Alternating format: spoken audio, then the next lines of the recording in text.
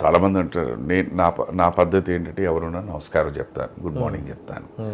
మీరు నాకు మళ్ళీ గుడ్ మార్నింగ్ చెప్పారా, నమస్కారం పెట్టారా అన్నది కూడా నేను ఎదురు చూడను. నేను పెట్టాలనుకున్నాను, పెట్టేశాను, అయిపోయింది అంతే. సింపుల్. ఇప్పుడు నేను నమస్కారం పెట్టాను కనుక మీరు కూడా నాకు నమస్కారం పెట్టాలి నేను అన్నది నేను ఎక్స్పెక్ట్ చేయను. అది చేస్తే అదే ప్రాబ్లం. లైఫ్ అన్నది ఎప్పుడూ ఒకటే పెద్ద విషయం ఏంటంటే ఎక్స్పెక్టేషన్. ఎప్పుడైతే మీరు ఎక్స్పెక్ట్ చేయడం మొదలుపెట్టారో అది దక్కనప్పుడే ప్రాబ్లమ్ స్టార్ట్ అవుతాయి. కరెక్ట్. Don't expect.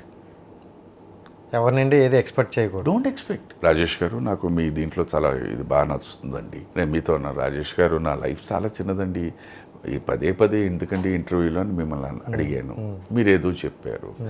సో ఇక్కడ ఏంటంటే నేను నా మనసులో ఉన్న మాట తమరికి చెప్పేశాను, మీరు దానికి ఏదో చెప్పారు, ఓకే ఫైన్, వదిలేసి రైట్ ఏంటి మ్యాక్సిమం ఒక 1 hour, it makes him happy, simple, do it. Thank you. Simple. Thank you sir. నన్ను నా ఆలోచన విధంగా అంటే మూడో వ్యక్తి గురించి మనం మాట్లాడుకోకూడదు. అదే మనం మీరు ఎదురుగుండా ఉన్నారు కానీ నేను చెప్తున్నాను. ఇప్పుడు నేను దీంట్లో అన్న మాటల్లో అబద్ధం లేదు, నేను మీతో చెప్పిందే కదా.